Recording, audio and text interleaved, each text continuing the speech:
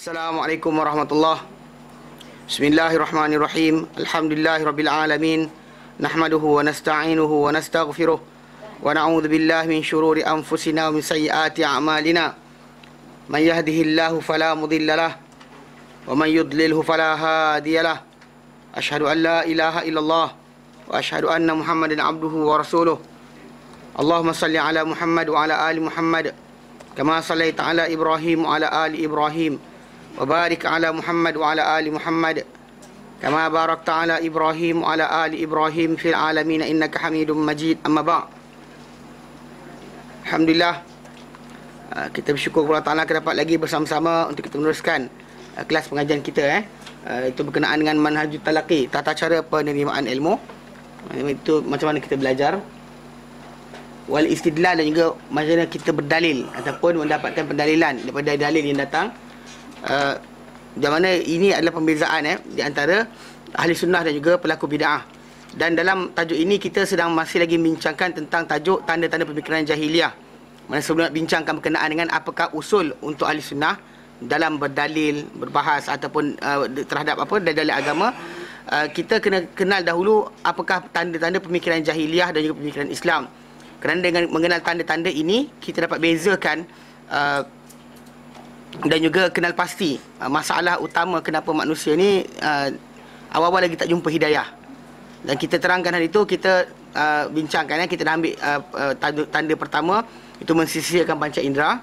Bila manusia tak nak berfikir, tak nak belajar, tak nak tahu, maka memang secara asal, secara pasti dia akan menjadi termasuk di kalangan orang-orang yang telah menempuh jalan ke neraka Allah Taala. Ini Allah Ta'ala sendiri menyatakan dalam Quran yang kita bacakan hari itu.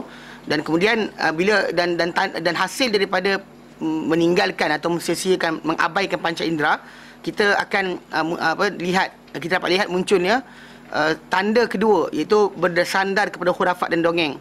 Ini contoh saya bagi banyak sangat. Kita bagi contoh hari itu berkenaan bagaimana banyak benda yang tak dapat diperjelaskan dalam kehidupan kita, ataupun kita tak faham, maka kita terpaksa lari pada dongeng dan khurafat. Sekalipun dalam sunnah dan juga Quran telah datang penjelasan dan juga penyelesaian bagi perkara tersebut, tetapi oleh kerana kita tak belajar, maka kita cari penyelesaian pada yang lain. Ini sering berlaku. Baik. Dan dalam tajuk ni bila kita bincangkan, kita kata ada 3 sifat atau 3 ciri-ciri bagi orang-orang yang dia punya dalam diri ada jahiliah, iaitu jahiliah nombor 2. Itu bersandar pada khurafat dan dongeng. Kita kata pertama, mereka pergi pada ahli sihir dan tukang telik. Ini kita sebut dah hari tu. Kadang-kadang kita nakkan anak kita tengah cakap, dan kita tak tahu cara berdoa, kita lupa berkenaan qadar Allah Ta'ala, kita tak tahu berkenaan dengan masalah hati manusia ini. Dalam nas Quran dan hadis Nabi SAW dibolak-balikkan oleh Allah Subhanahu Wa Ta'ala. Jadi kita lari kepada bomoh yang mengaku boleh mengubah hati manusia. Kita berlarilah pada orang-orang macam ni. Dan tukang telik, kita cari pada tukang telik untuk penyelesaian. Besok untung ke rugi, nak letak saham kat mana, duit kita ada nak labur ke mana, tanya tukang telik. Tukang telik tu miskin juga, tapi kita minta kat dia, tak tahu kenapa. Ini kesian. Mana orang tu tak boleh selesaikan masalah hidup dia, kita minta dengan dia. Yang ini benda tak sepatut berlaku lah. Dan kita bincangkan baru ni juga, yang kedua kita ambil adalah orang-orang yang ada jahiliah nombor 2 ni, mereka mengagungkan jin dan syaitan. Maksudnya di dalam kehidupan mereka ni, jin dan syaitan ni besar, takut pada jin dan syaitan. Sedangkan dalam kehidupan manusia ni, kita ada syaitan, jin, dan juga kita ada malaikat yang mengurus atau mengawal kehidupan kita seharian. Malaikat menyalin amal kita, malaikat yang tugaskan Allah Ta'ala untuk menjaga rezeki kita, ada malaikat yang tugaskan untuk tiup roh, ada malaikat untuk cabut nyawa, ada malaikat untuk menghadiri majlis-majlis ilmu, ada malaikat banyak. Jadi tapi kita tak pernah rasa gerun terhadap malaikat yang menyalin amal kita. Sibuk kita dengan jin dan juga syaitan yang tak tahu buat apa, cuma sergah kita, kemudian takut. Itu je. Pasal kita dari kecil ditakutkan dengan hantu, mak bapak kita ajar hantu, jadi kita pun hantu. Itu bahaya. Qarin juga. Kita ada 2 qarin macam ni. Malaikat yang pada diri kita ni yang dekat, yang jaga amal kita, yang menyalin amal kita, yang mengawasi dan menjaga amal kita, ada. Kemudian ada malaikat yang jaga kita silih berganti. Yang silih berganti, kita panggil kita menjaga kita daripada mara bahaya yang datang kepada manusia ni. Dalam surah dalam surah Ar-Ra'd Allah Ta'ala sebut, lahu mu'aqibatun min bayni yadihi wa min khalfihi yahfazunahu min amrillah. Itu ada disebut Allah Ta'ala. Kemudian kita ada malaikat yang yang apa turun naik bawa amal kita. Amal kita hilang. Kalau malaikat tukang salin begini hilang dan hilang sekejap kan. Kan macam orang tu buat apa tak ada siapa tahu tak. Malaikat bawa amal lain. Malaikat yang salin amal lain. Faham tak? Yang tukang salin lain, yang tukang bawa kitab naik turun tu lain. Kemudian malaikat yang tadi termasuk tadi berkenaan dengan malaikat yang apa? Yang qarin tadi. Yang qarin tu itu lain juga. Dia bukan yang sama yang salin amal dia lah tukang bisik, tidak. Yang salin amal. Malaikat rahmat yang menghadiri, malaikat yang hadir bersama kita baca Quran, ada malaikat lain. Bukan malaikat yang sama. Jadi setiap malaikat, kerana malaikat ni makhluk Allah Ta'ala yang banyak sangat. Bayangkan bila Nabi SAW menyatakan dalam hadis yang sahih, mana di Baitul Ma'mur, kita di Baitullah di bumi ni, dia untuk malaikat ada yang setentangnya di langit dunia, Baitul Ma'mur, tempat mereka bertawaf. Yang Nabi kata masuk pada tempat berkenaan bertawaf 70,000 malaikat setiap hari. Dan bila diorang datang bertawaf, diorang tak datang besok lusa. Mana bila datang besok ni, malaikat lain pula. Malaikat lain pula yang akan datang untuk bertawaf di situ. Maksud dia, mana 70,000 setiap hari, daripada zaman Nabi sampai sekarang pun banyak lah. Dan para malaikat bukan macam kita, sakit, demam. Kan hari ni tak solat lah pula, kenapa tak sembah Allah Ta'ala, kenapa demam ya Allah. Kan tak ada. Para malaikat tak ada sakit dan sebagainya. Okay. Jadi MC. Kenapa tak sampai rezeki orang MC? Malaikat jaga rezeki tu MC. Tak ada. Jadi konsep kena faham betul-betul bahawa mereka ni banyak. Malaikat yang satu. Dia yang tahu kan, yang berbisikkan kepada kita berbisikkan. Tu kena bezakan. Yang bisik bisikan lain. Yang jaga amal kita lain. So yang panggil Qarin tu buat kerja bisikkan lah. Kita macam ni, kita bila kita conscious kita. Orang kata macam, kenapa lah aku buat macam tu. Itu dia macam kita kata, dosa ni. Itu bisikan dia. Kata hati kita yang datang dengan bentuk apa dalam nasihat kepada kita. Yang menyalahkan kita, kenapa lah buat macam ni. Tak elok. Contohnya. Itu sahaja kita. Yang Qarin satu lagi, pasal Qarin ni maksud dia teman rapat. Yang tak pisah. Gaduh pula pasal Allah Ta'ala berikan saluran berlainan. Bahkan syaitan tu syaitan tu syaitan tadi tak nampak dia. Itu kena faham satu masalah. Pasal syaitan tak nampak dia. Pasal pasal Qarin jin atau syaitan tadi, dia tak berhubung dengan malaikat tadi. Bahkan kalau dia nampak malaikat yang datang, contoh macam kisah kita bincangkan hari itu, bila Nabi Sulaiman AS dimatikan, kan dia tak nampak roh Sulaiman. Dia tak nampak malaikat yang cabut nyawa Sulaiman pun. Faham tak? Malaikat nampak. Macam malaikat nampak kita juga. Sebab kenapa alam roh ni tadi, alam yang gaib pada mata kasar kita, dia bukan satu lapisan, berlapis-lapis. Macam kita tak dengar apa dalam kubur. Binatang dan semua benda di langit di bumi ni Nabi kata dengar jeritan orang dalam kubur. Kecuali as-saqalain, jin dan manusia. Maksudnya seruat pekikan atau lolongan orang kena pukul dengan malaikat dalam kubur tu tak didengari oleh siapa kecuali apa? Didengari oleh semua benda kecuali jin manusia. Maksud dia kita itu gaib. Satu konsepnya satu gaib, bukan roh kita lain pula. Jadi dia bukan satu lapisan, berlapis-lapis. So jangan kita ada orang tu kata macam saya tahu alam gaib, kunci gaib di mata saya semua buka. Itu bohonglah. Tak boleh. Pasal kita itu sebab kenapa kita konsep ni bila orang tu mengagungkan jin dan syaitan ni, macam kita terangkan itu, kita kata jin dan syaitan ini ataupun actually jin ni dan syaitan ni actually satu makhluk yang sama. Cuma kalau yang degil jahat dia panggil syaitan. Kalau jin tu boleh masuk Islam, dia panggil jin lah. Pasal ada jin masuk Islam. Kerana syaitan itu sendiri gelaran yang Allah Ta'ala berikan kepada iblis. Lepas mana dia kufur kepada Allah Ta'ala panggil dia sebagai syaitan. Allah tak panggil dia iblis lah. Bila time awal sebelum dia ingkar atau Allah Ta'ala masih persoal pada dia, sebelum dia kena laknat, Allah Ta'ala tanya, qala ya iblis. Allah Ta'ala kata dia, wahai iblis, malaka alla tasjuda idh amartu, apa hal kau tak sujud bila aku perintahkan kau? Mana persoalan ditimbulkan Allah Ta'ala kepada dia dengan lafaz iblis. Allah Ta'ala tak panggil dia dengan nama Azazil, Allah Ta'ala tak panggil dengan nama lain. Tapi lepas dia kufur saja dan dia zahirkan dia sombong, maka Allah Ta'ala lafazkan dia sebagai apa? Syaitan. Kan kita lihat dalam surah Al-Baqarah 34, 36 kan? Dia 34 Allah Ta'ala nyatakan, wa idh qulna lil malaikati isjudu li adama fasajadu illa iblis aba wastakbara wa kana minal kafirin. Dan ingatlah ketika kami kata para malaikat, sujudlah kamu semua kepada Adam. Maka mereka semua sujud kecuali iblis. Aba wastakbara. Dia enggan dan juga dia sombong. Wa kana minal kafirin, dia jadi di kalangan orang-orang golongan yang kafir. Kemudian Allah Ta'ala kata, wa qulna ya Adam uskun anta wa zawjukal jannah. Kami kata pada Adam, tinggallah engkau dan isteri engkau dalam syurga. Wa kula minha ragadan haitsu syi'tum. Makan dari syurga ni apa saja kamu nak. Apa saja kamu nak, bila masa, anytime, anywhere. Wala taqraba hadhihi syajarah. Jangan kamu hampiri satu pokok ini saja. Kalau kamu hampiri fatakuna minadh dhalimin, kamu akan jadi kalangan orang yang zalim.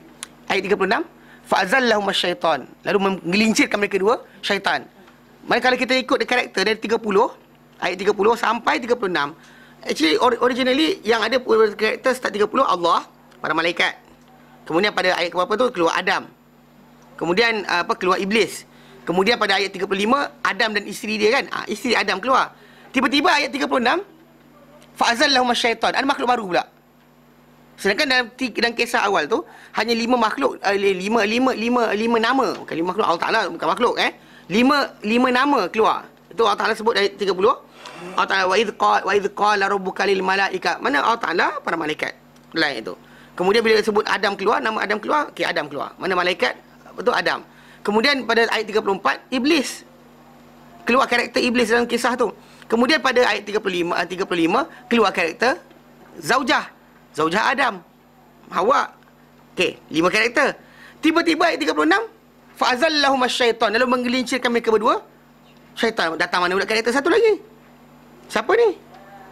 Inilah, dia sama, dia iblis juga. Cuma masalah apa? Nama dia selepas dia kufur, Allah tak panggil dah, tak ada gelaran yang baik untuk dia. Bahkan dia tergolong serupa dengan mana-mana syaitan yang kecil ke syaitan besar ke, syaitan yang baru jadi syaitan ke, kan? Sama je, iblis yang tua, syaitan tua tu dengan syaitan muda sama je. Dia tak ada beza. Mana gelaran itu diberikan kepada syaitan, mana-mana makhluk yang degil tak nak patuh pada perintah Allah Taala, gelaran sama. Tak ada extend masalah baru syaitan pangkat baru pangkat lama. Tak ada. Dia syaitan. Faham tak? Jadi kita kata dalam asas perkara inilah kita kata berlaku masalah. Orang-orang yang mengagungkan jin dan syaitan ni dia gantung khurafat dan dongeng. Ni macam zaman kita sekarang ni kita dengar dalam televisyen ada orang kata macam ubat kanser. Dan kata kanser ini dia kata berasal daripada syaitan atau jin.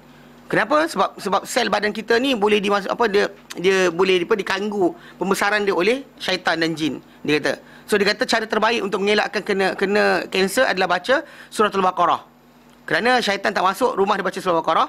So ini betul ni, bukan main, bukan cerita dia, bukan, benda tu kan betul. Maksud dia ini adalah fatwa yang dikeluarkan oleh ustaz dan televisyen. Dengan bangganya mereka tanpa segan silu cakap macam tu. Orang ramai pun, betul ke? Betul. Jadi, tak baca. Saya jumpa ada orang cakap macam ni. Saya kata, mana boleh cakap macam tu? Saya kata, kerana dalam muamalah kita dengan syaitan ni, atau jin kita dengan dia ni masalah hasutan. Lebih hasutan je. Lebih dari tu tak letakkan. Dia hasut kita untuk sakitkan badan kita dan sebagainya atas izin Allah, bukan dia. Mikroorganisme biasa pun boleh sakitkan badan kita. Saya baru baca yang Mingguan Malaysia nak sejarah Islam tu. Okey. Dia claim itu autisma lah. Dia claim yang penyakit autisma tu antaranya because of Mana boleh? Dia bantu saraf. Dia ayat-ayat tu ada yang perubahan. benda tu ni dengar okey. Ni ceritanya ni, bila saya kata dengan orang tak boleh berlaku macam ni, ada orang datang hujah saya, dia kata, "Ustaz, syaitan melintas pada manusia laluan darah," dia kata. Nabi sabdakan dalam hadis yang sahih, syaitan melintas pada manusia laluan darah. Saya kata betul, tapi cuba baca hadis betul apa cerita dia. Dalam hadis yang datang berkenaan syaitan melintas manusia pada manusia ni laluan darah, lafaz yang datang adalah baginda sallallahu alaihi wasallam. Baginda sallam bila mana baginda keluar, baginda iktikaf di masjid. Kemudian salah seorang isteri baginda datang pergi ke masjid. Kemudian baginda SAW bila isteri datang ke masjid, baginda nak hantar balik isteri dia. Lalu hilang padam payah. Mana entah.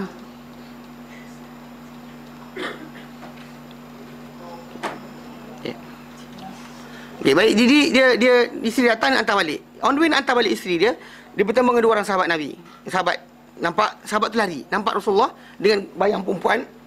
Sahabat tu lari. Bila sahabat tu lari, baginda SAW panggil mereka balik. Mereka kata, panggil mereka balik, mereka datang. Lepas tu baginda kata, "Ini isteri aku." Dia kata, "Ya Rasulullah, takkanlah kami sangka buruk pada engkau?" Dia kata. Nabi kata, "Betul, mungkin kau tak sangka buruk aku, tapi aku bimbang pada kamu kerana syaitan melintas pada manusia laluan darah."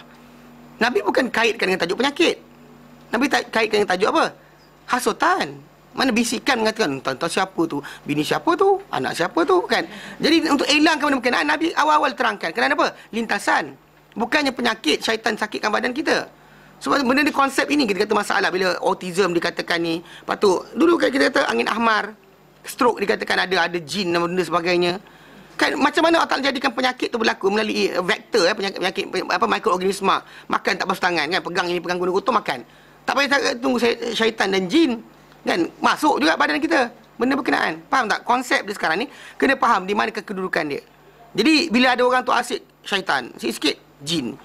Jin. Semua jin yang salah. Mana anak tak lulus PSA pun jin. Anak dia nakal pun jin. Mana boleh macam tu? Yang kata syaitan masuk dalam lintasan darah tu maknanya dia lintasan mati lah, bukan actually masuk dalam darah. Dia masuk dalam Nabi kata maksud dia melintas untuk menghasut kita tu, dia akan lalu melalui laluan darah, dia akan masuk macam tengah kita macam tu. Dia kecil, dia masuk perlahan-lahan, dia bisikkan dan sebagainya. Maksud dia masuk dalam badan manusia melalui laluan darah. Dia akan ikut datang ke kepala, pergi kaki, pergi sekian, tapi melalui laluan darah. Tapi benda kerja dia adalah pertama sekali untuk buat benda yang haram lah. Benda bukannya pasal kita teram kali-kali KPI syaitan kita masuk neraka. Bukannya KPI dia kita sakit. Kalau kita sakit, kita bersabar, dia gigit kita sakit. Kita bersabar, kita menjadi pembersihan dosa, dia rugi. Dia menjadi punca kita balik pada Allah Taala. Faham tak? So konsep dia sekarang ni tak kena dengan tak kena dengan apa kehendak dia yang patut dia buat dengan apa yang kita faham. So bila ada orang tu salahkan hantu, kematian salahkan jin. Berlaku kematian keluarga dia, ni jin lah buat. Kemudian apa sakit perut, jin. Every time jin, mana boleh.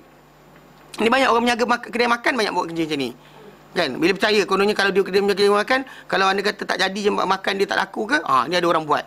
Padahal masak tak sedap. Tak faham tak konsep ni? Di dalam Islam ni bukan macam tu. Kalau anda kata ada orang perangai macam tu, kita tengok dia pandai sikit-sikit jin. Orang ni dia ni dalam diri di jahiliah. Jahiliah nombor 2 itu apa? Bersandar daripada hurafat dan dongeng. Dia lupa berkenaan takdir Allah Ta'ala.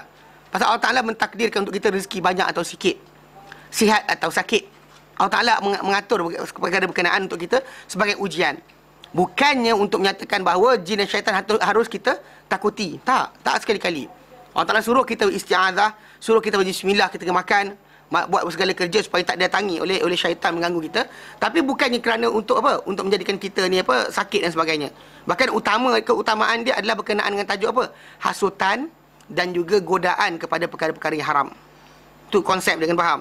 Jadi kadang orang tak faham sunnah, tak faham dalil, dia akan datanglah semua salahkan hantu. Kan kursi patah ni syaitan mana patahkan? Habisnya tu masalah lah. Aircon rosak je, ni syaitan mana yang rosakkan? Kita nak belajar agama ni, syaitan rosakkan aircon kita. La ilaha illallah syaitan. Dah benda tu 2 tahun 3 tahun tak servis. Takkan nak salahkan syaitan juga. Faham tak? Macam juga macam tadi kes berkenaan kanser tadi kan? Ya. Kita baca bismillah sebelum makan. Dan sebelah situ. Kalau anak-anak tanya kenapa baca supaya jangan sampai syaitan. Okey, supaya jangan sampai syaitan berkongsi. Dia 2. Satu, untuk dapatkan apa? Keberkatan. Yang Nabi SAW sebut dalam hadis yang lain, bila Nabi ni ambil kan makanan tu, pinggan tu Nabi licinkan. Nabi jilat-jilat. Lepas tu bila para sahabat tengok keadaan tersebut, Nabi kata, sebab kamu tak tahu dalam suapan manakah ada keberkatan. Mana yang akan jadikan kita pandai sikit, kuat hafal sikit, duduk kat mana tak tahu. Ni kadang-kadang kita tinggal inilah yang kita buang tu lah yang ada keberkatan. Makan-makan tak sihat-sihat juga. Yang ada kesihatan, kebaikan dan sebagainya mungkin satu bahagian saja. Sebab Nabi SAW suruh maksud ni semua sekali. Itu keberkatan. Kedua, berkenaan masalah Nabi nyatakan berkenaan dia akan kongsi yang kita dalam pemakanan dan sebagainya. Kerana Allah Ta'ala benarkan untuk syaitan ini berkongsi dengan manusia dalam anak pinak dan juga harta. Termasuk masalah pemakanan ni. Jadi dan kalau dia dapat makan makanan kita, dia akan kuat goda kita. Itulah dia pasal korin kita ni, dia teman kita seharian. Jadi dia pun makan letih dan penat dan sebagainya. Tapi dia kalau dia kata kita baca bismillah, dia tak dapat makan, dia lemah. So jadi godaan untuk ajak kita buat benda jahat kurang. Tapi bila kita tak baca bismillah, dia dapat makan. Lepas tu tak tidur, tak baca juga doa. Masuk rumah tak baca doa, masuk tandas semua dia dapat. So accommodation dapat kan, dapat tandas, dapat makan macam hotel lah. Okey. Jadi dia happy, dia relax dan dia akan dapat power untuk goda kita. Tu je. Dan bila tu bulan Ramadan, bila dia tak ada, kita happy kan, buat ibadat pun laju je. Kan? Nak solat malam, tertinggal dekat masjid, tarawih kat masjid, bangun malam sendiri tu tak susah langsung. Rasa tak kisah je. 8 rakaat dah, cepatnya aku solat, cik. Tapi sekarang cuba buat sekarang ni masa masih 24 jam tau. Kependek dah. Kemudian Ramadan panjang lagi daripada sekarang. 24 jam juga kan. Tapi tak sempat. Kenapa? Tak tahu. Dia satu benda juga macam televisyen macam tu juga. Time Ramadan lah sibuk dia bagi rancangan-rancangan elok-elok. Dan time lain tu hanya setan sama sekali. Mana boleh? Mana kalau dia kata betul nak jadikan kebaikan, sepanjang tahun lah jadikan tempat untuk mengajak orang kebaikan. Ini time masa lain tu tahap pakai skirt pendek lah. Jadi toke spa lah dan sebagainya, rambut kelabu kuning hijau dan sebagainya. Kenapa? Kan? Time lain astagfirullahalazim pakai tudung. Kan? Bulan Ramadan. Rosak manusia ni, faham tak? Kan? Rosak. Tak tahu lah, ni toke televisyen tak pernah fikir ke apa benda dia buat. Konsep dia sekarang ni memang dia tak boleh sebenarnya. Dia bukan kekuasaan syaitan atau jin ni tadi. Dia bukan dalam masalah mengurus hidup kita. Pasal ni handphone dia tak boleh curi. Dia boleh sihir kita tak nampak. Dia boleh sihir kita menyebabkan tak nampak. Maksud dia benda ada, dia start bergaduh. Barang tu ada, entah siapa ambil duit kita tu. Kita disihir. Benda ada tak nampak, yes. Tapi untuk dia datang gigit kita, curi barang kita, hantar ke tempat sekian kan, bawa ke utara dan sebagainya, sorok kat sini, tak ada. Itu bukan kerja dia. Sebab kenapa? Bagi umat Islam yang pelajari sunnah Rasulullah SAW, yang tahu dalil-dalil, faham di mana kedudukan tadi, dia tidak akan nampak benda berkenaan sebagai penyebab untuk dia dia merasakan ada gangguan-gangguan datang macam tu. Sakit badan sikit, hantu. Kan, pegang sikit anak menangis sikit, hantu. Anak kita kadang kembung perut. Kadang-kadang kembung perut kan. Dah bagi tenganga perut dia, tak bagi, tak tutup dan sebagainya. Makan tak macam mana kita bagi makan kan. Kembung perut. Baby biasa kan. Sebahagian tu yang betul lah ain dan sebagainya, Nabi suruh kita bacakan ruqyah. Tapi dalam masa yang sama, dia kebiasaannya first thing first, pemakanan kita bagi pada dia. Apa kita bagi dia makan? Memang kadang susu. Kadang susu kan susu kita, susu lembu. Bukan susu lembu juga, susu formula. Susu formula tidak elok kan. Keserasian budak tadi tak sama. Kemudian masalah kita kata macam lepas mandi dia pukul apa? Kadang tak mandikan langsung. Kan benda tu main peranan, masalah dia kembung ke tidak. Tiba-tiba dia menangis malam, kembung perut, kita pun ni setan mana kacau anak aku. La ilaha illallah syarika lah. Faham tak? Ini jangan semua salahkan hantu. Yang sikit-sikit hantu, sikit-sikit hantu, sikit-sikit setan dan sebagainya. So orang yang dalam diri dia bergantung khurafat dan dongeng, dia akan nampak macam tu. Adapun orang yang tahu tentang dalil, pasal kita hidup ni diuji oleh Allah Taala untuk ujian, kita dites, diberikan kesenangan, diberikan kesusahan, diberikan kesempitan, diberikan kelapangan. Matlamat dia supaya kita adakah kita redha ataupun kita mengeluh. Itu beza dia. Adakah kita bersyukur ataupun kita kufur. Ya Allah Taala uji kita dengan benda-benda berkenaan. Tak ada dekat situ benda-benda lain. Maka kalau berlaku sekalipun melalui perkara-perkara yang pelik-pelik ni hanya dengan izin Allah Taala. Dan jarang-jarang berlaku. 1 dan 1000 biasanya, Tapi cerita manusia ni mulut, cakap cerita macam semua satu kampung tu semua kena. Kalau saya jumpa orang tanya, saya bunuh ni kena ada hantu sebagainya, tanya berapa orang? Seorang tu cerita tu satu cerita je. Satu cerita. Lepas tu bila hantu dekat kalau jin tu sama, kalau jin kan dia punya modus operandi dia sama, dekat US lain pula perangai dia. Betul tak? Kan kalau kat China pula lain pula modus operandi. Sebenarnya benda tu berdasar pada cerita kita cerita pada anak kita. Anak kita ceritakan bercakap dengan jin. Ini cerita ni betul ni best dik. Anak dia kata. Baca ni cerita ni, baca cerita apa yang bercakap dengan jin. Lepas tu dah besar dia ingat macam tu lah, dalam kepala dia ada gambaran tadi. Mana kalau kita cerita pada orang Cina tentang hantu Melayu. Orang Cina tak ada kan? Kesama hantu kita dengan dia orang. Tak sama. Hantu Mak Saleh sama orang Melayu punya hantu. Tak sama pula. Dah kata hantu ni kan hantu je. Lain-lain lah rupa dia. Ada pakai tudung. Kan? Hantu tu pakai tudung. Hantu kita tak pakai tudung. Ngangguk je. So benda macam ni kita kata kena faham betul. Maksud dia kena faham bahawa muamalah bila kita belajar dengan dalil yang betul, muamalah kita dengan jin dan sebagainya, kita akan mengagungkan dia. Pasal dia bukan makhluk perlu diagungkan, ditakuti dan sebagainya. Bahkan dia hanyalah antara makhluk Allah Ta'ala. Macam mana semut gigit kita sakit, macam itulah dia punya kerja. Tak ada benda lain. Mana tak ada benda lain lebih daripada itu. Gangguan daripada kita macam tu saja. Bukan sampai kita akan bertemu darat dengan teruk. Faham Baik. C. Itu tanda terakhir bagi orang yang mempunyai jahiliah nombor 2 ni. Mereka terkesan dengan alamat buruk dan petanda malang. mereka terkesan dengan alamat buruk dan petanda malang. An Muawiyah Ibn Hakam As-Sulami, daripada Muawiyah bin Hakam As-Sulami, qala, beliau berkata, qultu ya Rasulullah, umuran kunna nasna'uha fil jahiliyati. Ada beberapa perkara ya Rasulullah kami dahulu lakukan pada zaman jahiliyah. Ada beberapa perkara ya Rasulullah kami lakukan pada zaman jahiliyah. Kunna na'til kuhan. Kami dahulu datangi kepada tukang telik. Yang telik nak kahwin patut dengan siapa, kan, nak menyaga patut menyaga kat mana, tanah mana patut kita tinggal. Actually benda ni macam ni lah, feng shui. Dia ada ni lah. Saya tak tukang telik ustaz, saya jual feng shui. Ya ilah, sama lah tu. Kan, untung nasib rugi kita. Ada air pancur, tak ada air pancur depan rumah kita kan. Dia kena ada sungai kat sini. Tak ada tiang kat sini. Dia, orang Cina biasa tu. Saya ingat orang kerja telekom yang pasang tiang yang dekat belah Kedah dan sebagainya. Dia kata paling payah kalau kena dengan orang Cina ni. Kepercayaan karut dia ni menyebabkan masalah. Cacat tiang. Dia kalau tiang tu kebetulan kena depan rumah dia, siap. Gaduh lah dia. Sedangkan benda tu kalau ikut meter kan benda tu jarak tertentu. Kalau kena rumah Melayu lah. Kalau kena rumah dia nak macam mana? Dia tak puas hati. Sedangkan nak telefon kat situ. Nak telefon, tapi nak masuk telefon kena lintas tiang. Tapi tiang tu letak depan rumah dia, marah. Dia kata menyekat rezeki dia. Macam juga satu kes yang macam kita muamalah jual beli kan. Bila kadang-kadang barang tu nak kena orang tu pulang balik kerana tak kena dan sebagainya. Actually dia ikut akta pengguna, tuan-tuan sekalian, ada 2 minggu tau.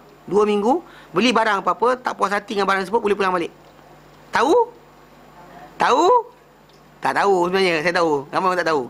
Okey, tapi bila pergi kedai-kedai yang orang bukan Islam ni, perasan dia tulis goods sold are not refundable kan. Barang dijual tak boleh pulang balik dan sebagainya kan. Benda tu tak berlaku sebenarnya. Tak boleh berjalan. Tak boleh berlaku sebenarnya. Pasal dalam akta bukan macam tu. Bahkan dia buat macam tu sebenarnya kenapa? Dia buat macam tu sebab ada kepercayaan. Kadang dia kata duit dah masuk balang dia, ini kan tabung duit dia, akaun dia dan sebagainya, dah masuk, jangan keluar. Kalau keluar duit tu, nanti dia akan tarik duit dalam. So dia akan sedaya upaya tak nak bagi kita tak ambil balik barang dia, duit. Sebab kalau keluar duit tu, keluarlah kebocoran berlaku. Ni kefahaman karut lah ni. Kan bertekak dan sebagainya. Kerana apa? Kerana kefahaman karut. Bahaya, ni bahaya Ataupun contoh macam bila diorang lahir tarikh bila. Kan diorang induced labor. Mana lahirkan anak tu, dia nakkan tarikh 8888, 99. Sanggup tu tunggu sampai anak tu, kalau tak lahir lagi, paksa lahir. Kalau nak lahir, tahan lahir. Jangan lahir awal. Kan, menyeksa diri, membahayakan nyawa kerana apa? Kepercayaan karut. Ini bahaya benda macam ni. Benda di hospital, di kerajaan dan swasta, benda ni biasa berlaku. Mereka cukup cepatkan bayi lahir ataupun lewatkan bayi lahir. Sebab apa? Nak kena dengan tarikh tertentu. Sedangkan benda berkenaan tak perlu, tak ada memberi keuntungan ataupun kerugian. Lahir manusia tadi, kita lahir bila, qadar kita ada. Ada qadar kita yang tertulis ya Allah Ta'ala. Mudah kita, senang kita, hidup kita dan sebagainya. Itu dah tertulis. So jangan cuba nak untuk datangkan dengan cara macam tadi. Jadi tukang telik, Nabi berkata, fala ta'tul kuhan. Nabi kata jangan datangi kuhan. Kuhan ni mana tukang telik Qala berkata Muawiyah bin Hakam As-Sulami, qultu, aku pun berkata, kunna natatayyaru. Kami dahulu natatayyaru, kami dulu mempercayai alamat-alamat buruk. Pegang gelas-gelas pecah, ada benda sekian. Pergi sekian-sekian, ada sekian, ini lintas biawak depan muka kita lintas, nak keluar rumah, biawak lintas tak boleh keluar. Okey, ada ular jadi sekian. Kepercayaan macam ni. Ini contoh macam saya sebut kan, ada ni UiTM belah Kedah. Dia punya rektor dia orang tu jari tak cukup sama panjang, dia kata tak boleh jadi pensyarah. Dia kalau sama kalau ini macam ni betul, okey, boleh pensyarah. Kalau dia kata pendek ini panjang, macam tak buat okey, macam tu kan, okey, maka orang tak boleh jadi pensyarah, jadi accountant. Tak tahulah datang belajar mana. Tapi saya dengar daripada orang yang cerita dengan saya, dia pergi ikut ASQ. Pelik betul. Dia memang dia apply kan benda-benda tadi pada dia punya ni, soal jawab dengan dia punya bakal pensyarah dia hafal Asmaul Husna. Dia budak-budak tu kena hafal Asmaul Husna. Berapa sekian nombor berapa nombor. Bukan dia style ni. Ustaz-ustaz tak pernah kena itu. Nama Allah Ta'ala yang ke-69. Dia buat macam tu. Kawan tu heboh menghafal. Yang saya dengar tu pasal seorang penyiar dia apa? Dia sebelum nak pergi tu program besok, dia sibuk apa? Nas'aluka ya man huwallahu allazi. Dia untuk hafal Asmaul Husna tu. Lawak. Ini kita masalah manusia ni kalau dia kata dongeng dan khurafat menjadi pegangan dia, ni hasil dia. Mana bila kita nampak benda berkenaan ni pada diri kita dan juga orang lain mana kita nak kenal adakah dalam diri kita ada jahiliah. Nombor 2 ni tengok kalau dia kata kita ada pergi pada tukang telik ahli sihir, kemudian atau mengagungkan jin dan syaitan ataupun petanda-petanda malang dan juga buruk ni. Ini benda-benda yang tak boleh ada dalam diri seorang muslim. Pasal seorang muslim dia percaya awal pertama kepada apa? Qadar Allah Ta'ala.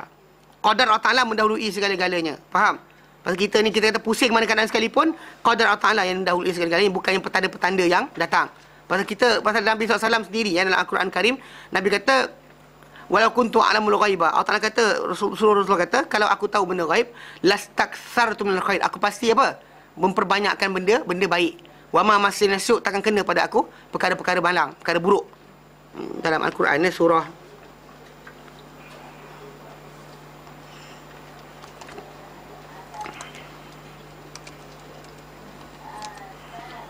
Al-A'raf 188. Al-A'raf 188 Nabi sendiri disuruh supaya mengisytiharkan perkara berkenaan. Kalau aku tahu benda ghaib, aku pasti akan memperbanyakkan apa? Kebaikan. Dan takkan kena kepada aku sebarang apa? Keburukan. Masa nasuk. Tapi Nabi demam, sakit, para sahabat ada yang mati. Kan kalau ikut petanda-petanda kan, tengok petanda-petanda, masa Nabi kata jangan pergi. Ni nampak petanda ni, kalau kau pergi sekarang ni, kan dia kadang-kadang berapa saat je. Jadi kalau kamu pergi nanti bertembung dengan musuh, nanti kamu akan dibunuh. So jangan pergi. Kalau ikutkan sebenarnya Nabi boleh atur macam tu, tapi Allah tak jadikan Islam macam tu. Mana bukan itu akidah Islam. Bahkan inilah dikatakan sebagai jahiliah. Okey. Jadi Muawiyah Hakam As-Sulami sambung lagi. Nabi kata apa? Nabi kata bila dia kata kami dahulu mempercayai natatayyaru, kami dahulu percaya pada alamat-alamat buruk. Baginda bersabda, baginda bersabda, "Dzaka syai'un yajiduhu ahadukum fi nafsihi fala yasuddannakum." Dzaka itu syai'un, sesuatu, yajiduhu ahadukum fi nafsihi, didapati atau dirasakan oleh seorang kamu dalam diri dia. Memang kita kadang macam tak sedap hati. Okey. Nabi kata apa? Fala yasuddannakum, janganlah ia menyekat kamu. Janganlah benda tersebut menyekat kamu. Walaupun kadang-kadang macam betul lah kata hati kita, walau kata hati kita betul, jangan kita percaya. Pasal apa benda tadi, jangan apa, kadang-kadang benda tu pasal baik dan buruk, malang dan juga sebagainya, di sisi Allah Ta'ala adalah telah teratur. Kadang-kadang benda tu malang, di sisi kita nampak malang, tapi itu cara Allah Ta'ala untuk apa? Tarbiyah kita, ajar kita ataupun jadikan kita lebih baik. Kita nak mengelak semua benda buruk, masalah lah. Tak nak demam, tak nak sekian. Kalau kau pergi tempat sekian, cuaca hari ni akan menyebabkan kita demam, so tak usah pergi. Kalau pergi sini, nanti kalau tu akan sekian. So last kali kita tak belajar apa? Daripada masalah. Dan kita tak reti untuk berdoa kepada Allah Subhanahu Wa Taala. Bahkan harian kita apa? Telik. Ni untung ke rugi hari ni keluar? Pukul apa patut keluar? Kalau keluar awal accident ni, kan? Okey, keluar lewat sikit. Dia tunggu 5 saat. Okey, boleh keluar. Masalah. Yang faham tak? Masalah berlaku. So, jadi konsep ni, benda ni tadi tak boleh berlaku. Tapi kalau dia kata jahiliah tu ada, maka orang tu akan apa? Dalam diri ada perangai ni. Dia kata apa? Beliau berkata lagi, qala qultu wa minna rijalun yakhuttun. Adakah kami ni ya Rasulullah lelaki-lelaki yang yakhutun, buat khat, dia buat garisan-garisan. Bila orang tanya soalan dan sebagainya, dia ambil garisan, dia ambil kayu, dia garis-garis kat tanah. Kemudian dia baca garisan tadi. Dia macam tilik juga, tapi style macam tu. Nabi kata apa? Kana nabiyyun minan anbiya. Ada seorang nabi di kalangan para anbiya zaman dahulu, yakhuttu, membuat garisan-garisan macam tu juga. Kemudian dia dapat wahyu dengan cara berkenaan. Faman wafaqa khattahu fadzak. Maka siapa yang menepati garisan Nabi berkenaan, maka itulah dia. Tapi masalah sekarang, mana ada manusia boleh dapat benda berkenaan? Pasal Nabi ni dapat apa? Wahyu. So ini garisan yang Nabi tu buat sebenarnya adalah wahyu. Ini bukan telik, tapi para anbiya tadi dahulu bila ditanyakan benda berkenaan, kadang-kadang ada separuh tu mendapat wahyu dengan cara apa? Menggaris-gariskan di tanah. Buat garisan-garisan. Faham So bukan konsep dia, maksudnya kita kena cari ilmu ni. Jangan pula cari. Nabi kata kalau itu betul lah dia. Jadi kena carilah ilmu ni. Tak. Bukan cari ilmu berkenaan. Pasal apa? Bahkan para sahabat sendiri pun lepas dengar sabda Nabi ini, mereka tinggalkan segala perkara yang berkaitan macam tu. Bahkan mereka terus bergantung dengan qadar, bukan bergantung dengan benda yang lain. Macam mana tadi bila saya mengajar ada kat Segambut, ada seorang pakcik tu, dia tanya soalan. Dia kata, Pasal saya sebut pada awal tu berkenaan dengan masalah pergantungan manusia kepada barang-barang yang apa? Bahan barang contoh macam kayu lah, tongkat lah, ini dan sebagainya, tongkat wali sekian, tulang duyung, kayu kokak dan sebagainya kan. Anything lah, anything. Ini itu dan sebagainya. Dia kata benda berkenaan menyebabkan kita terputus daripada Allah Ta'ala. Dan benda cili bukan, benda tidak ada kuasa ke atas kita. Jadi bila saya sebut macam tu, dia bangun, dia tanya soalan lepas daripada ni, sebelum solat isyak, saya buka soal jawab. Dia bangun, dia bagi diri, dia kata, Ustaz minta maaf nak tanya, Ustaz sebut benda berkenaan, tapi kalau sekiranya kita adalah syekh-syekh daripada Mesir ni datang, dia kata dia pegang tongkat Nabi, kain serban Nabi dan sebagainya. So kalau kita gunakan benda berkenaan, boleh ke tidak? Saya katakan dia, pertama, betul ke benda tu Nabi punya? Dia kata kalau betul boleh tak? Dia tanya itu. Saya kata gini, kalau pertama masalah clarification, benda tu betul ke Nabi punya? Kedua, kalau betul pun Nabi punya, ada masalah kedua. Saya kata sebab para sahabat tak faham macam kita faham. Pasal para sahabat radhiyallahu ta'ala anhum, mereka dahulu kena contoh macam zaman pemerintahan Umar bin Khattab radhiyallahu anhu, pernah berlaku wabak penyakit kematian di Madinah. Okay? Banyak orang mati. Okay? Kemudian dalam kisah yang lain yang banyak betul-betul mati, ramai para sahabat mati adalah di Syam, di Syria. Bila mana kena taun Amwas. Taun nama kawasan tempat tu Amwas, dia kena luas sampai semua sekali, sampai para sahabat dan tu ramai mati. Hatta Abu Ubaidah bin Jarrah mati di situ.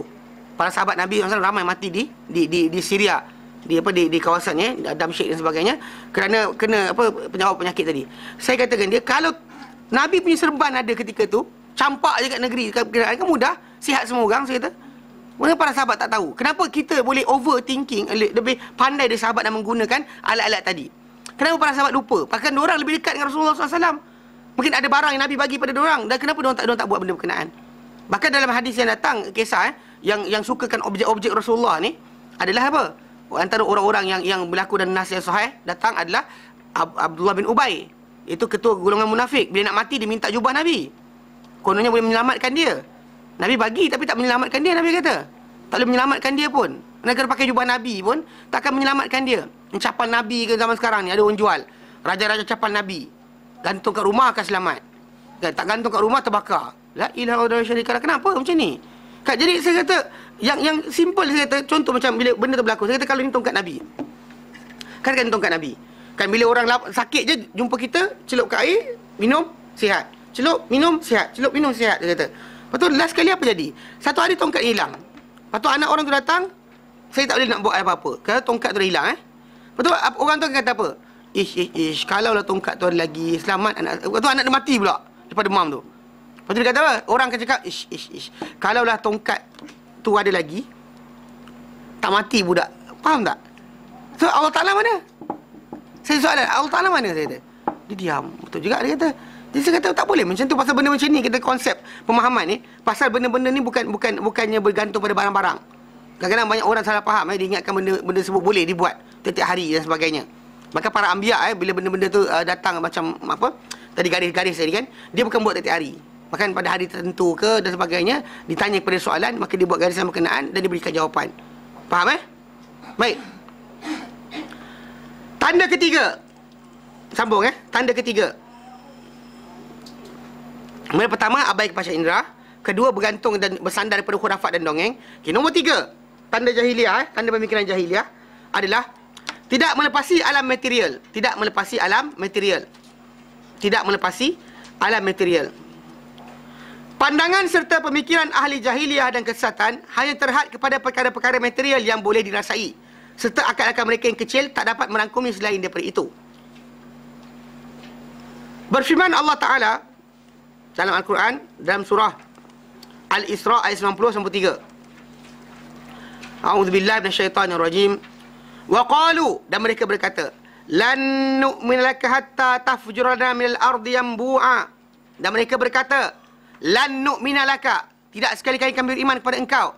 Mereka berkata kepada Rasulullah, tak sekali-kali kami beriman kepada engkau hatta tafjura lana minal ardi yanbu'a, sehingga kau pancarkan untuk kami daripada tanah ini yanbu'a, mana mata air.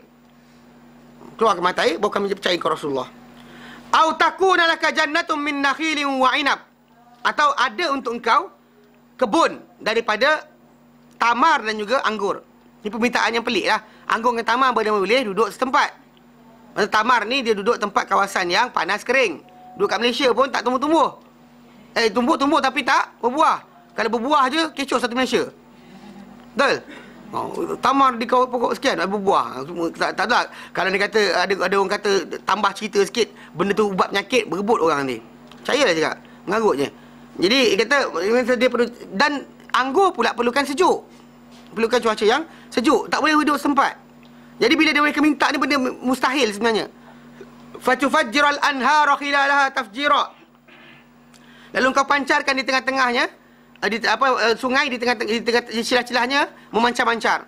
Mana pancarkan, ada kebun, kemudian ada sungai di tengah-tengah dia. Autus kita sama kama za'amta alaina kisafa.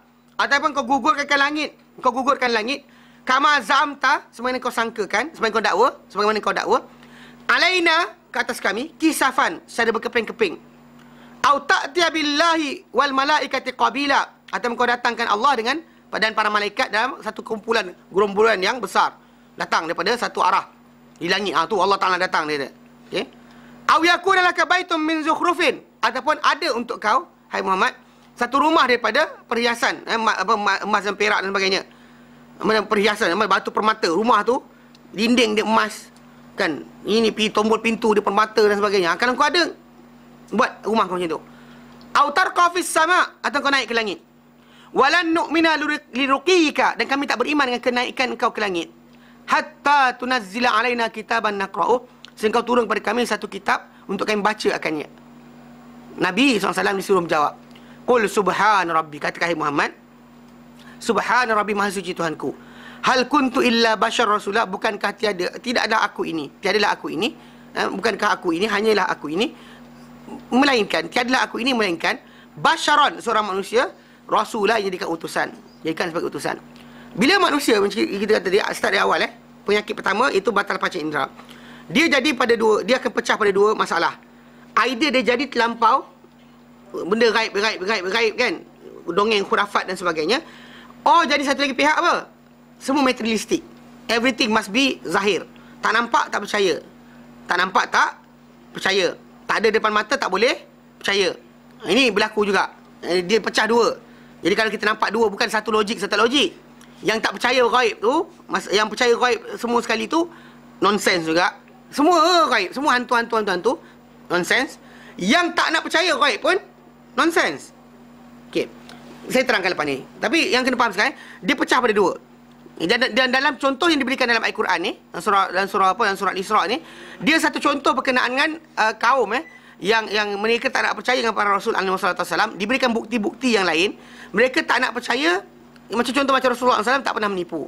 Kan, tak pernah menipu. Sepanjang hidup Nabi tak pernah berbohong, walau satu pembohongan. Dan Nabi Al-Amin, jujur. Diorang gelar sebagai jujur. Tiba-tiba Nabi datangkan dengan memberitahu berkenaan baginda ni adalah utusan Allah Ta'ala. Mereka tak boleh terima. Mereka tak boleh terima, maka mereka datangkan dengan hujah-hujah macam ni. Atau bila Nabi cerita tentang kebangkitan semula, sebab kematian, mereka tak nak percaya. Jadi dia datangkan, tak ada fizikal, dia kata. Macam mana Tuhan nak buat? Macam mana Tuhan nak buat, dia tanya. Macam mana Tuhan nak buat? Jadi, permintaan mereka ni, bentuk fizikal ni, ini adalah satu bentuk jahiliah juga. Kerana manusia ni kena faham, dalam masalah kita belajar ilmu, ini saya terangkan pada kelas yang lain, saya pernah terangkan.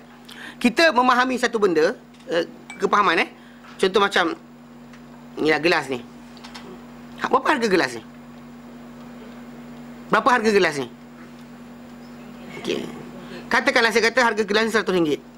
Saya kata, harga gelas ni RM100. Saya ustaz, saya pakai saya tipu ustaz. Orang pun ustaz, takkan ustaz tipu. Okey, ya. Dia macam ni, bila manusia nak memahami satu benda, nak percaya, yakin satu benda, dia ada 3 kaedah. Satu ilmu yakin, satu ainul yakin, satu lagi hakul yakin. Ilmu yakin ni maksud dia kita dengar saja. Dengar dan kita akhirnya kita percaya. Tanpa kita tengok, tanpa kita physically buat benda berkenaan. Contoh macam ni lah. Dia saya sebut, saya kata gelas ini RM100 nilai dia. Kan? Bila orang pegang ni kaca biasa, kan? Tapi bila cerita tu, katakan saya sebut, kemudian diiakan oleh Kak Munirah, diiakan oleh sekian. Lepas tu ada orang pula daripada Johor, Kelantan, Terengganu, Kedah, berikan penjelasan yang sama kepada setiap orang yang jumpa. Semua kata apa? Gelas ni harga dia 100. Keluar ada surat khabar pula, kan? Utusan Melayu, kan? Semua sekali berita harian keluar. Kata gelas yang berada di Yayasan Taklim dekat meja sekian berharga RM100. Sebab ustaz dulu ludah setiap hari. Contohnya lah.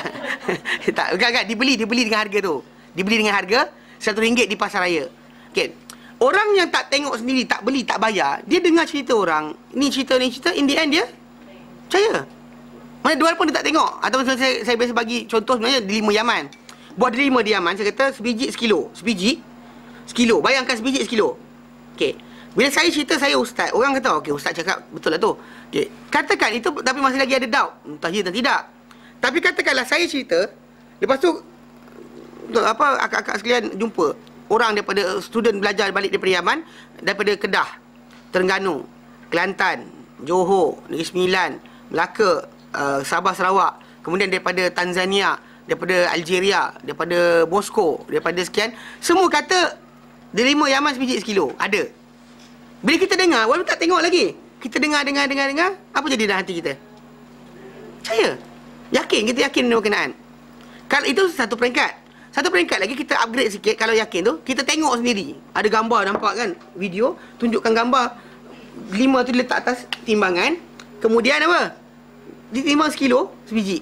So, kita pun Ainul Yakin, nampak? Dia panggil Ainul Yakin. Nak upgrade sikit.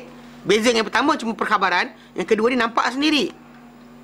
Yang ketiga, beli tiket sendiri pergi Yaman. Geram sangat, ya ke tidak tak tahu kan. Beli tiket. Bulan 7, bulan 8 pergi sana. Dia tak bulan 8. Bulan 8, bulan 9. Dia biasa bulan musim delima ni. Pergi sendiri. Pergi kebun tu, petik sendiri. Kemudian apa? Timbang sendiri dekat atas timbangan. Kemudian buka makan. Ada doubt lagi tak? Tak ada doubt lah. Memang kita tu yakin.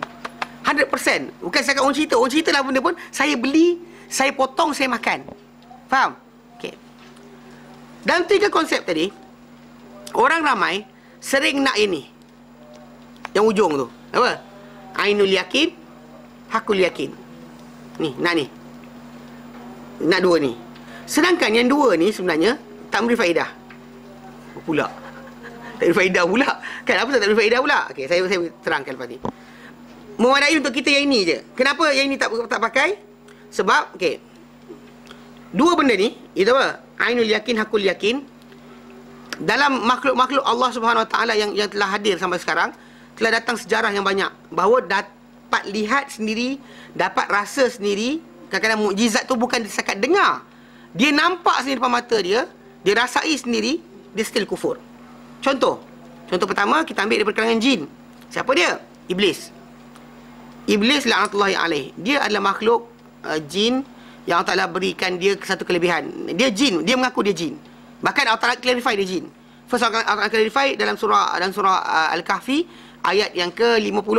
Allah Ta'ala nyatakan a'udzubillahi minasyaitonirrajim.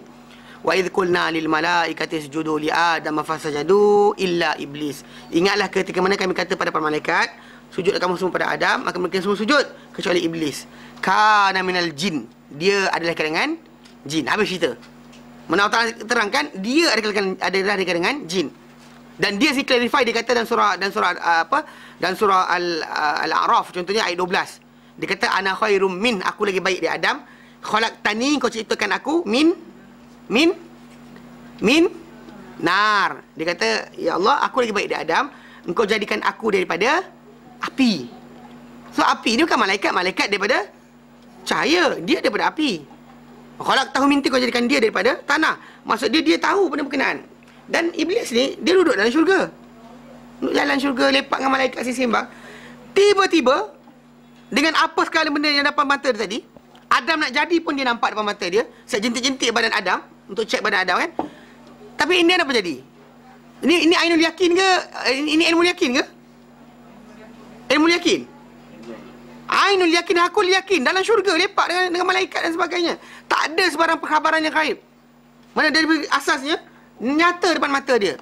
Tapi tiba-tiba Allah Ta'ala perintahkan dia apa? So sujud dia lawan.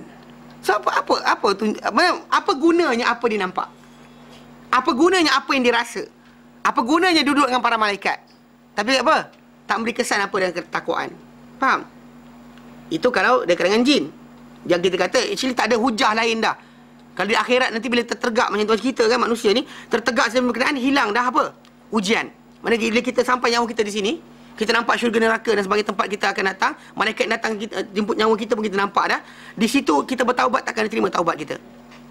Sebab apa? Sebab dah dibuka apa? Dah dibuka apa pintu Dewan Peperiksaan, kita dah keluar pintu. Sekarang ni iblis dia duduk dengan malaikat. Sembang dengan malaikat dan sebagainya. So tak logik untuk dia apa? Kufur. Tapi dia kufur juga. Menunjukkan bahawa apa? Ilmul yakin, ainul yakin tak guna.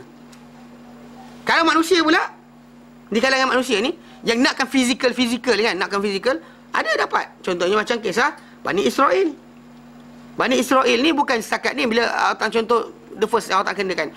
Allah tak jadikan ahli sihir Firaun sujud pada Musa AS. Depan mata mereka. Mereka nampak. Ya? Namun begitu tak cukup itu, Allah Taala bagi lagi. Ada tanda-tanda lain. Darah, katak, belalang, kemudian kemarau dan sebagainya yang berlaku selama Musa tinggal di Mesir. Yang di mana kaum Firaun bila mana berlaku benda berkenaan, dia macam darah berlaku semua air cedok je darah. Sampai kan dia jumpa Musa minta supaya Musa doakan pada Allah Taala untuk doakan ubah pendirian orang. Musa doa, diorang lawan balik. Datang katak yang katak tu semua diserak sini katak, semua katak. Bawah bantal ada katak, bawah katil ada katak. Mana kutu pun ada juga, belalang pun macam tu. Maksudnya diorang depan mata diorang lihat doa Musa hilang. Musa benda berlaku, lepas tu Musa doa hilang. Kemudian tak cukup ni, Allah tak nak bagi lagi. Mana sampai di laut ketika mana tentera Firaun kejar mereka, Allah Taala belahkan laut depan mereka. Bukan setakat nampak, diorang lintas tengah-tengah. Bukan nampak je tau, masuk tengah-tengah tu. Sampai seberang. Diorang toleh belakang tengok Firaun tenggelamkan. Sampai seberang. Tapi tak cukup juga. Sebab apa? Sebab apa seberang diorang kata apa? Qalu ya Musa, ya Musa, dia kata ij'al lana ilahan kama lahum alihah. Ni contoh dalam Al-Quran Allah Taala sebut dalam surah Maidah kot. Ya.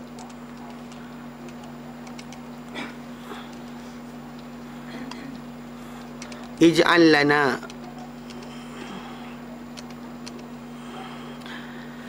surah Al-A'raf 137.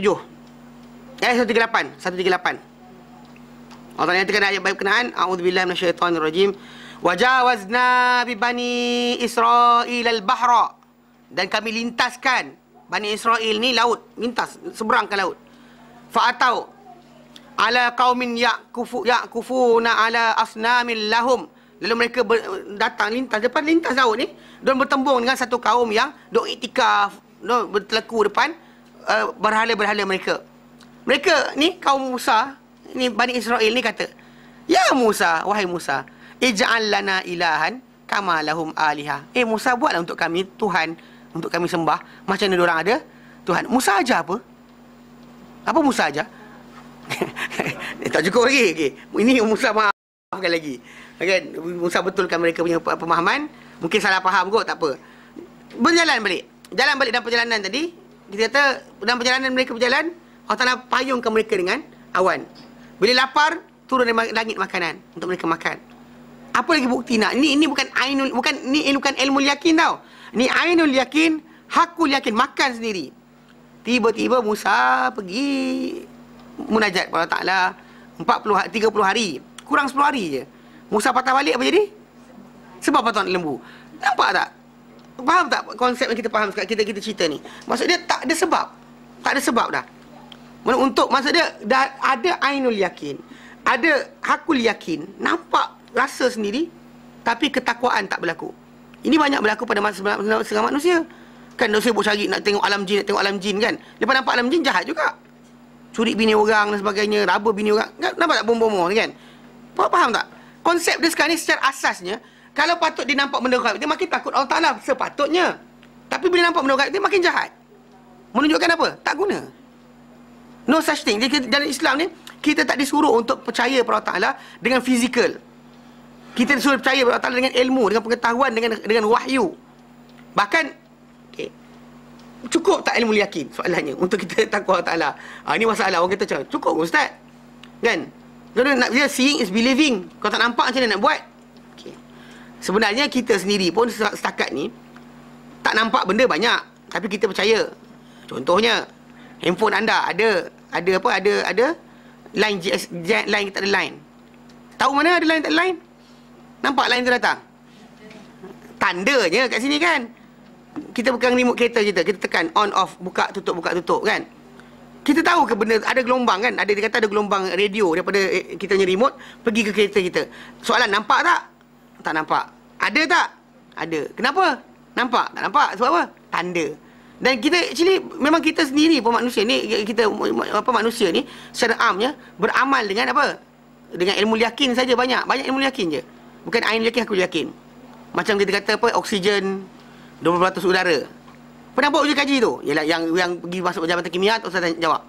Yang lain Mana orang lain? Soalannya biasa buat tak? Kita dengar cerita tu. Soalan kita pernah buat uji kaji tu. Yang pergi masuk kelas sains adalah mungkin buat. Yang lain? Tapi percaya tak? Percaya. Lepas tu kita kalau tak ada oksigen kita mati. Percaya tak? Percaya. Pernah nampak oksigen rupa macam mana? Warna apa? Tak nampak. Tapi kalau tak ada oksigen kita mati. Betul ke ni? Okey. Sebab betul tak? Tak pernah nampak tapi kita percaya. Dan konsep ini kita kata macam saya terangkan, itu sebenarnya sebut. Saya kata kita sekarang ni, siapa pernah patuk ular? Siapa pernah dipatuk oleh ular? Angkat tangan. Ular pernah patuk dia? Tak pernah. Pernah tengok orang mati kena patuk ular, tapi bukan dalam cerita Hindustan? Tak pernah. Tak pernah Okey. Kalau sekarang ular keluar dari belakang ni, apa kita buat? 5 saat dia sekarang lari. Kalau kat masjid pakcik-pakcik tak jawab lari. Dia diam je kan. Dia pendekar, belajar silat. Malu nak kata lari. Sebenarnya dia lari dulu. Okey, tapi itulah.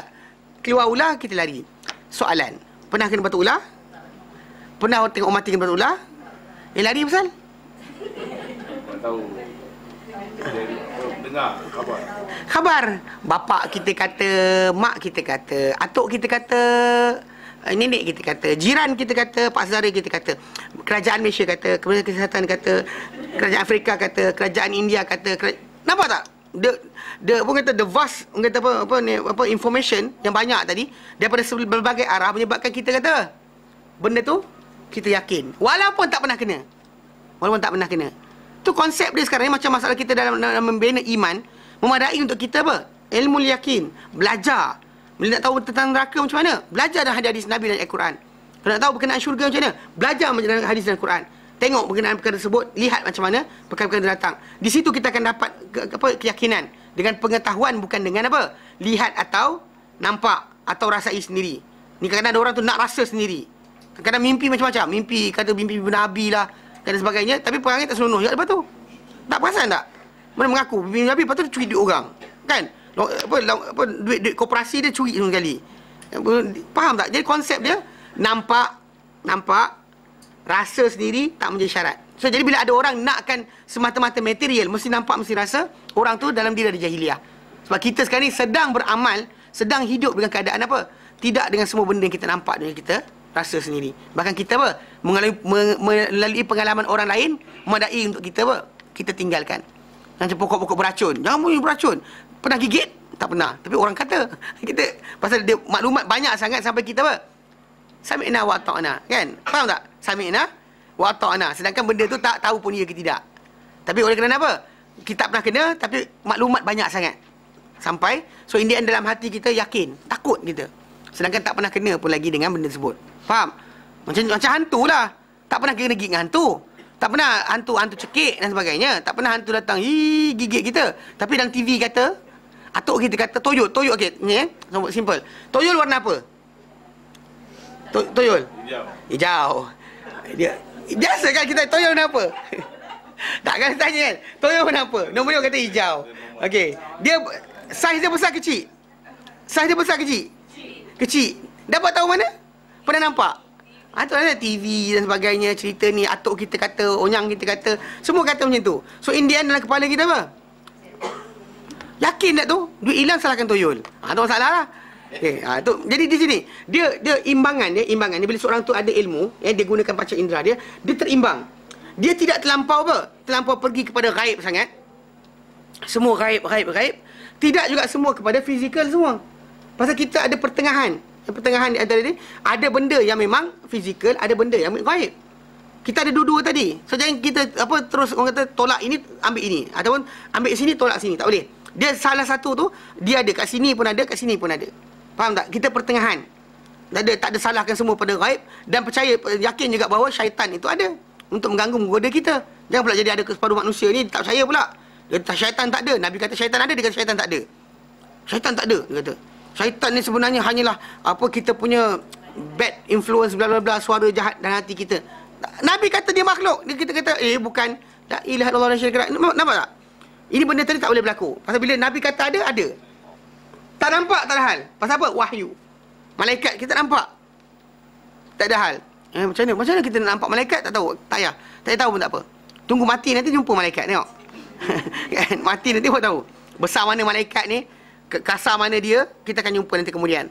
Nampak tak? Itu ada peringkat-peringkat ilmu yang kita kata sampai sana. Allah Ta'ala sebut dalam Quran. Allah Ta'ala kata apa? Kalla dalam surah thumma la tarawnaha ainal yaqin. Apa ni? Kalla law ta'lamunahu ilmal yaqin. Kata Allah Ta'ala kata kalla, jangan terus begitu. Law ta'lamunahu ilmal yaqin. Kalau kamu tahu ia dengan ilmu yakin. Ingat ilmu? La tarawunnal jahim, kamu pasti akan lihat apa? Neraka jahim. Thumma, kemudian dah mati nanti baru la tarawunnaha ainal yaqin. Mana kita akan tahu dulu benda tu dengan ilmu yakin. Kemudian dah mati nanti baru kita ainal yakin. Macam malaikat dia macam mana? Sekarang ni anda dituntut apa?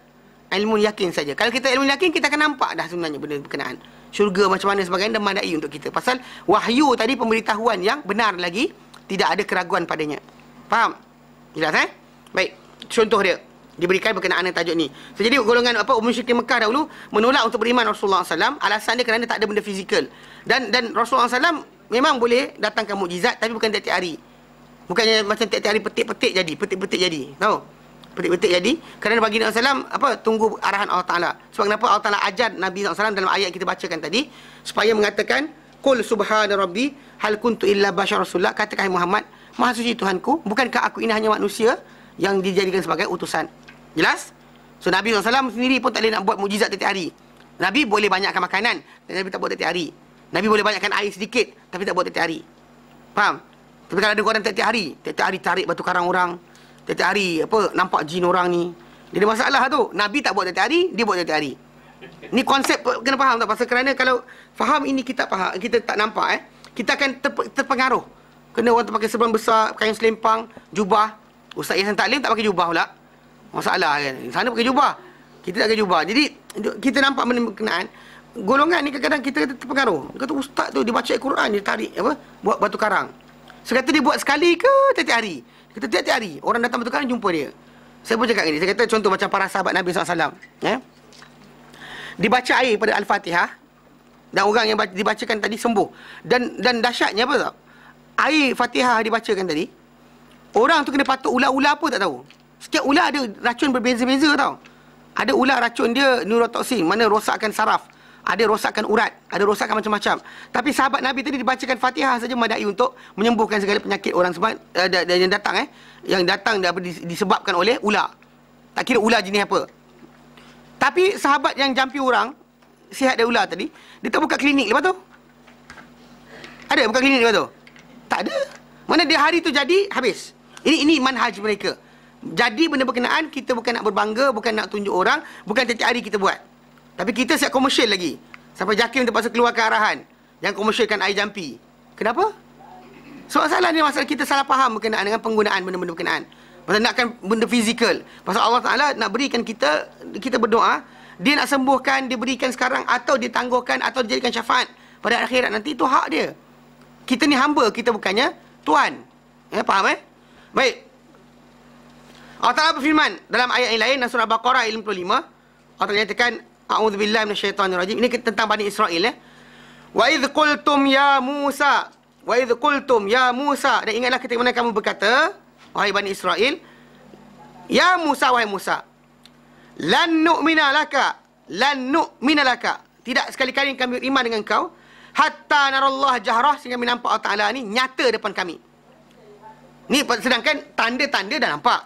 Mana dipayungkan dengan awan, turunkan makanan, tengah padang pasir tak ada air, ketuk batu keluar mata air. Musa AS kan dia kaum dia minta, wa idh istasqa Musa liqaumihi. Dan ingatlah ketika mana Musa minta air untuk kaum dia, faqul nadrib bi'asakal hajar, kami kata pada dia, wahai Musa, ketuklah tongkat engkau kepada batu. Dia ketuk saja, fajarat min sunata asyrata aina, maka keluar daripada dia 12 mata air. Depan mata mereka. Bukan setakat cerita, diorang minum sendiri. Tengok dan minum. Tapi diorang dah banyak tanda tadi, still apa diorang buat? Musa AS bawa 70 kalangan apa di kalangan orang-orang alim di kalangan kaum dia untuk datang kepada menerima perjanjian Allah Taala. Apa mereka buat? Mereka kata, lan nu'mina laka, kami tak beriman dengan kau Musa hatta sehingga narallahu jahrah, kami nampak Allah Taala nyata depan mata kami.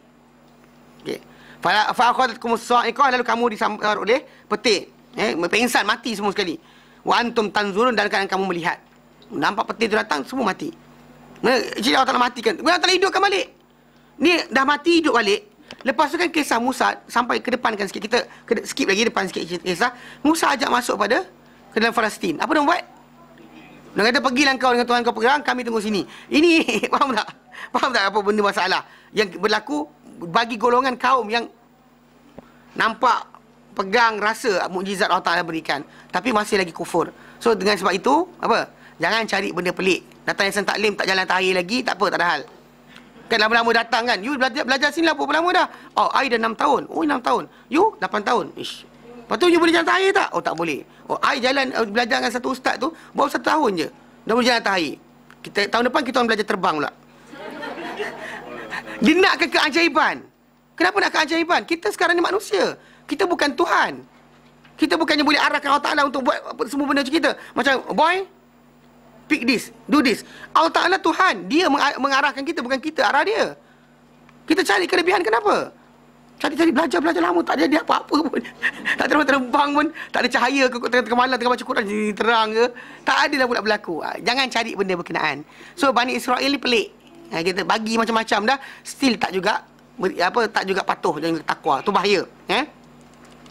Dan dalam Al-Quran Karim, Allah Ta'ala nyatakan juga, dan dia berfirman, dan surah Maidah 112, Allah Ta'ala nyatakan, idh qala al-hawariyuna ya Isa ibn Maryam.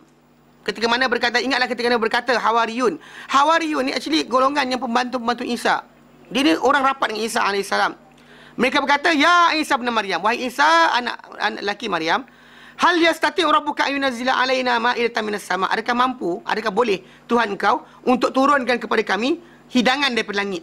Hidangan daripada langit. Dia minta hidangan. Makanan siap, ready made daripada langit. Roti dah masak, bukan tepung.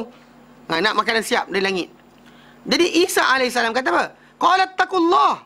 Bertakwalah kepada Allah Ta'ala. Mana benda yang kita kata tak mustahil bagi Allah, kita persoalkan dan kita nak minta tanda di depan mata kita.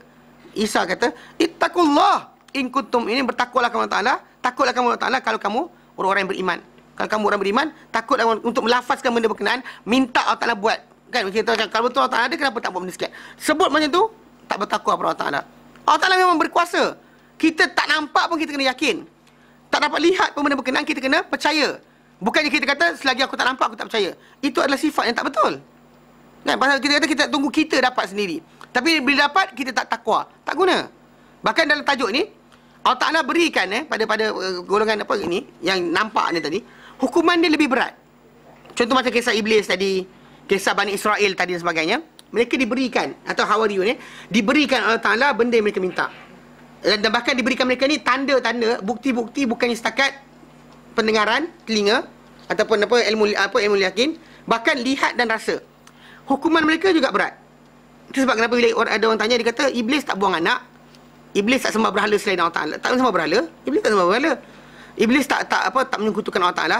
Tetapi kenapa dia kena laknat? Bila dia buat satu kesalahan saja. Sebab dia nampak, dia tahu, dia tak ada alasan. Nampak, dia rasa sendiri apa benda dalam syurga. Tiba-tiba dia ingkar pada Allah Ta'ala, maka pengingkaran dia tadi, dosa dia besar. Macam juga Bani Israel, yang sampai Allah Ta'ala hukum mereka ni jadikan dihinakan, tak ada tempat tinggal dan sebagainya. Sebab apa? Sebab mereka ni nampak sendiri apa yang berlaku pada kaum dia. Dapat lihat laut terbelah, dapat lihat makanan turun di langit, dapat dipayungkan dengan awan. Dia rasa sendiri. Tiba-tiba dia kufur, ingkar perintah Musa AS, maka di akhirnya Musa sendiri kata, ya Allah, pisahkan di antara aku dan kaum yang zalim. Dan Allah Ta'ala pisahkan mereka. Musa mati dalam keadaan kaum dia sesat 40 tahun di padang pasir, tak jumpa jalan. Lepas 40 tahun Musa dah tak ada, baru mereka datang balik. jumpa jalan untuk balik ke sana. Dan timbullah lepas tu kisah Talut dan juga kisah Nabi Daud AS dan kerajaan seterusnya. Tapi asasnya mereka dulu yang asal tu memang kita kata tak dapat rahmat Allah Ta'ala. Sebab apa? Sebab mereka ini adalah orang-orang yang nampak fizikal benda-benda tersebut, tapi apa? Masih lagi langgar. Dan bahkan dalam kisah yang kisah apa? Kisah apa Maidah ni, surah Maidah ni, memang Allah Ta'ala kata, aku akan turunkan apa yang kamu minta, tapi barang siapa kufur dengan kamu lepas ni, lepas nampak apa yang aku turunkan ni, aku akan azab dia dengan azab yang aku tak pernah azab mana siapa-siapa pun di sekalian alam. Mana azab yang akan diterima tadi melampaui azab yang biasa. Tu bahaya. So jangan minta benda fizikal. Ni minta ya Allah aku nak nampak benda sekian. Allah tak nak bagi nampak benda tersebut. Lepas tu kufur, siap. Memang 2 kali ganda lah kena. Faham tak? Kerana orang yang mengetahui dengan orang tak mengetahui tak sama, dia punya nilai hukuman. Apabila telah diputuskan bahawa ahli kebatilan tidak melampaui alam material, beserta mereka mensia-siakan, mengabaikan panca indera mereka. Kita kata dia ahli kebatilan ni tak lepas alam material, bergantung dengan golongan khurafat, dalam keadaan apa? Mereka mensia-siakan panca indera mereka. Kita dapat mengetahui bahawa mereka tidak menggunakan keupayaan mereka melainkan sebagaimana digunakan oleh seorang kanak-kanak kecil yang tidak dipuaskan hatinya kecuali dia melihat sesuatu dengan matanya sendiri, memegangnya dengan 2 tangannya. Dia lagi tak nampak ke budak kecil lah perangai, tak nampak tak nak percaya. Tak ada pula, tak ada. Selagi tak nampak tak nak percaya. Sedangkan kita yang berakal ni, tanpa nampak kita boleh apa? Boleh percaya. Kita faham bahawa benda tadi kita boleh ajar pada orang lain walaupun tak nampak. Macam nanti kalau katakan anak kita, kalau anak tuan-tuan kita tanya, dia kata apa? Bila kita kata ular bahaya, kalau ilipan bahaya, anak tu kata dengan mak dia, mak pernah kena gigit ke? Mak pernah gigit? Tak pernah kan? Tapi mak takut pasal? Nak jawab apa? Yang pening kepala, kalau budak kan nak physically. Kita terpaksa kata apa? Semua ni dah telah dicatatkan dalam buku-buku sekolah, dalam apa buku sejarah, dalam dalam ilmu-ilmu sains dan sebagainya menyatakan binatang tu berbisa. So jangan dekati. Kita terpaksa bergantung macam tu. Walaupun kita tak pernah kena, kita ajar anak kita. Walaupun budak tadi kalau ikutkan dia nak fizikal. Kenapa? Macam tadi soalan apa? Budak kecil katanya kenapa kena baca bismillah? Kan? Kalau dia kata, tapi nanti setan makan sekali. Lepas tu anak kita pun tak ada setan pun mak, dia kata. Pula, macam mana nak terangkan? Cakap ini benda tak nampak tapi benda tu ada. Cara dia macam tadi lah. Walaupun kita tak nampak, angin tak nampak, tapi kita rasa. Kan? Macam juga gelombang radio, televisyen, handphone dan sebagainya. Kita tak nampak tapi dia ada. Macam tu kan masalah benda makhluk. Pasal mata kita tak dapat lihat semua benda. Tu kelemahan mata kita. Macam syaitan datang kongsi makan kita tu, tak baca bismillah, cakap dengan anak-anak, kata dengan dia, mata tak nampak tapi dia hadir bila kita tak baca bismillah. Okay? Tapi tak boleh macam kata, tak baca bismillah, tunggu. Pandang kan? Tu saya cari. Pasal mata kita tak dapat lihat. Macam mana tak dapat kita lihat apa? Angin, tak dapat kita lihat gelombang, GSM, 3G, HSDPA dan sebagainya kan kita tak dapat lihat. Atau wifi punya gelombang tak nampak. Macam tu kita tak nampak makhluk-makhluk berkenaan. Tapi dia ada. Faham? Okay? Dia kata apa? Ia adalah materialistik yang melampau. Ia adalah perangai macam ni adalah materialistik melampau dari segi kedangkalan. Mana sampai singkatnya akal yang orang berakal memandang rendah tadinya. Orang yang ada ilmu yang berakal memandang perangai macam ni ada perangai apa? Kebudak-budakan. Pasal kita kata benda tadi tak sepatutnya berlaku. Pasal kita ni, manusia ni adalah makhluk yang boleh menambah ilmu tanpa melalui pengalaman yang sama. Yang kita tak perlu accident dulu baru tahu, jangan bawa laju, baru akan accident kan. Tanpa kita lalui proses yang sama, kita boleh apa? Belajar je. Pengalaman orang ni, pengalaman orang tu. Contohnya gas kan. Kalau terbuka lama, kita pasang api, dia menyambar. Pernah kena? Tak pernah kena. Tapi dapat tahu mana? Pengalaman orang lain. Faham? Pengalaman orang lain kita jadikan ilmu kita. Ini kelebihan manusia. Kalau kita kelebihan yang ini kita tak dapat nak pakai, kan macam Nabi dapat ilmu dari Allah Ta'ala, sampai pada kita terima. Habislah. Tak nampak pun tak apa pasal ada masa dia. Pasal di sini bukan penzahiran dia. Pasal Nabi pemberi tahu atau pengkhabar tentang perkara tersebut. Masa kita akan lihat, sana nanti kita akan nampak. Lepas nyawa kita keluar daripada badan kita, di situ kita akan nampak tentang benda-benda yang dikhabarkan oleh Rasulullah daripada perkara gaib tentang malaikat, alam barzakh, kebangkitan, mahsyar dan sebagainya, atau hisab dan seterusnya. Jelas? Jelas? Ada soalan? Tak ada Tak ada, je kita berhenti kat sini insya-Allah. Nanti kita sambung kemudian berkenaan dengan apa tanda kejahiliah yang berikutnya, itu menolak bukti-bukti yang nyata dengan sebab taklid buta. Ini tajuk ni seronok juga. Dia menarik. Sebab apa? Sebab orang-orang yang yang taklid ni dia bukan satu bentuk. Kadang-kadang orang salah faham. Taklid buta ni kadang-kadang pada orang alim pun jadi taklid buta juga. Ustaz kan, taklid ustaz. Ustaz Adli kata, Ustaz Kariman kata, Ustaz sekian kata pun tak boleh juga. Nanti saya akan terangkan macam mana. Baik, kita berhenti kat sini insya-Allah. Ustaz tolong umumkan esok Khamis kuliah khas Ustaz Nasiruddin Aziz dari Perlis 9.45 pagi. Tajuk kupasan buku 9.45 lah. 6.45 lepas subuh. 6.45 lepas subuh tu. Nak datang ke? Kalau kita buat kelas nak datang. Okay. 9. Oh ya ke? 9.45. Okey. Tajuk dia kupasan. Aku nak kupasan. Okay. Kupasan buku syirik, dosa pembatal akidah dan amalan ni. Syirik, dosa pembatal akidah dan amalan. Syirik, dosa yang membatalkan akidah dan amalan. Akidah rosak, amal kita pun rosak ni. Buku ni akan dikupas. Penulis Muhammad Hairi Nonci. Nonci tu Nonci nama dia betul ke apa? Okey. Jadi ni insya-Allah besok 9.45 kita ada kupasan buku ni. Ada orang buat apa istilah bedah buku. Buku tak dibedah kan. Kerak dia koyak-koyak selai-selai masalah juga. Maksud dia buku ni akan dibahaskan lah. Dibahaskan buku ni besok 9.45. Ada biasa kat televisyen ada apa rancangan 9.45? Tak ada benda kan? Tak ada benda datang kelas. Sibuk pergi lepak rumah, tak ada kerja lain. Kan? Tengok tutur Korea apa? Jelas okey, berhenti Jadi insya-Allah kita berhenti kat sini. Wallahu a'lam wa sallallahu ala sayyidina Muhammad wa sallam alhamdulillahi alamin. Subhanaka la ilaha illa anta astaghfiruka wa atubu ilaik. Assalamualaikum warahmatullahi taala wabarakatuh.